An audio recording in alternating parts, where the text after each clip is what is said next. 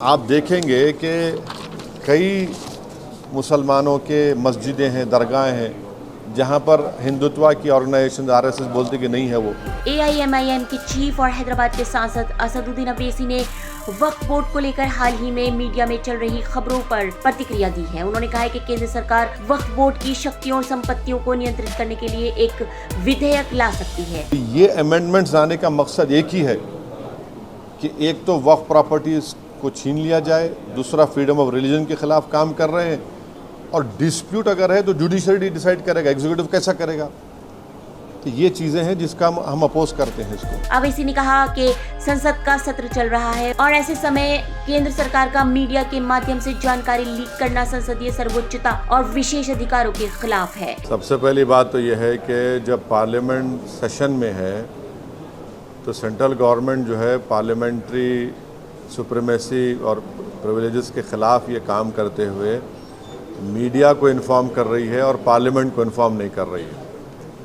Parliament जब चल रहा है तो सरकार का काम है कि इमीडिएटली आप पार्लियामेंट को इन्फॉर्म करते, बजाय इसके कि आपने मीडिया को लीक किया। उनका कहना है कि मोदी सरकार वक्फ बोर्ड की स्वायत्तता छीनना चाहती है और इसके अधिकारों में हस्तक्षेप करना चाहती है। मोदी हुकूमत वक्फ बोर्ड की ऑटोनॉमी को छीनना चाहती है और वो इंटरफेयर करना चाहती है वाकिफ़ के मंशे के ख़िलाफ़ कि किस तरह से उस वक्फ की प्रॉपर्टी को चलाया जाए, और ये ख़ुद फ्रीडम ऑफ रिलीजन के ख़िलाफ़ है। अवैसी ने आरोप लगाया कि बीजेपी और संघ परिवार का हिंदुत्व एजेंडा वक्फ बोर्डों और वक्फ संपत्तियों के खिलाफ है। बीजेपी शुरू से वक्फ बोर्ड्स और वक्फ की प्रॉपर्टीज़ के ख़िलाफ़ रही है और इनका एक हिंदुत्व का एजेंडा है, आरएसएस का एजेंडा है कि वो शुरू से वक्फ प्रॉपर्टीज़ को और वक्फ बोर्ड को ख़त्म करने की कोशिशें करती रही हैं। उनके अनुसार अगर वक्फ बोर्ड की स्थापना और संरचना में संशोधन किया गया तो इससे प्रशासनिक अराजकता पैदा होगी और बोर्ड की स्वायत्तता समाप्त हो जाएगी। अवैसी ने चेतावनी दी कि इससे वक्फ की स्वतंत्रता प्रभावित होगी और अराजकता का माहौल पैदा होगा। अगर आप अमेंडमेंट करेंगे establishment and composition of Waqf board में तो एक एडमिनिस्ट्रेटिव क्योस होगा, loss of autonomy Waqf board का होगा, और ये गवर्नमेंट का जो कंट्रोल है वक्फ बोर्ड के ऊपर, गवर्नमेंट का कंट्रोल बढ़ेगा तो वक्फ के इंडिपेंडेंस पे एक बहुत बड़ा असर पड़ेगा। अवैसी ने ये भी कहा कि मीडिया रिपोर्टों में दावा किया गया है कि विवादित संपत्तियों के मामले में केंद्र सरकार सर्वे कराने की बात कर रही है। उनका कहना है कि ये सर्वे बीजेपी और सीएम द्वारा किया जाएगा और परिणाम पूर्वग्रहित हो सकते हैं। अगर कोई प्रॉपर्टी डिस्प्यूट है तो उसका फैसला जुडिशरी करती, यहाँ पर मोदी हुकूमत डिस्प्यूट क्रिएट करेगी, उसका सर्वे कराएंगे। अब सर्वे एग्जीक्यूटिव कराएगा या सीएम कराएगा या बीजेपी कराएगी। अब जाहिर नतीजा क्या निकलेगा आपको मालूम।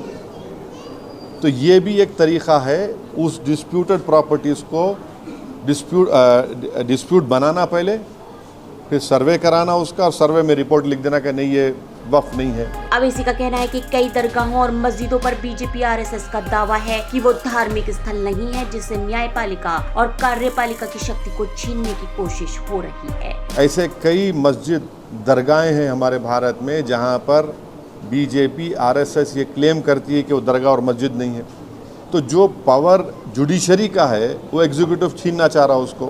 वक्फ एक्ट में संभावित संशोधनों के बारे में जानकारी देते हुए सूत्रों ने बताया कि केंद्र सरकार वक्फ एक्ट में 40 संशोधन को मंजूरी दे चुकी है। इन संशोधनों का उद्देश्य वक्फ बोर्ड की शक्तियों को सीमित करना है। तो बेसिकली ऑल इन ऑल ये जो है ये पूरे इस तरह का, अगर ये मीडिया रिपोर्ट सही है तो मोदी सरकार ये चाह रही है कि पूरे वक्फ बोर्ड की प्रॉपर्टीज़ को छीन लिया जाए, इनको मुसलमानों से छीन लिया जाए, और वो थ्रेटन कर रहे हैं वक्फ की प्रॉपर्टीज़ का जो कंट्रोल है वक्फ बोर्ड्स के ऊपर, ताकि उसमें तमाम लीगल एम्बिग्यूटीज़ पैदा हो जाना, और इससे और वक्फ की प्रॉपर्टीज़ का नुकसान होगा।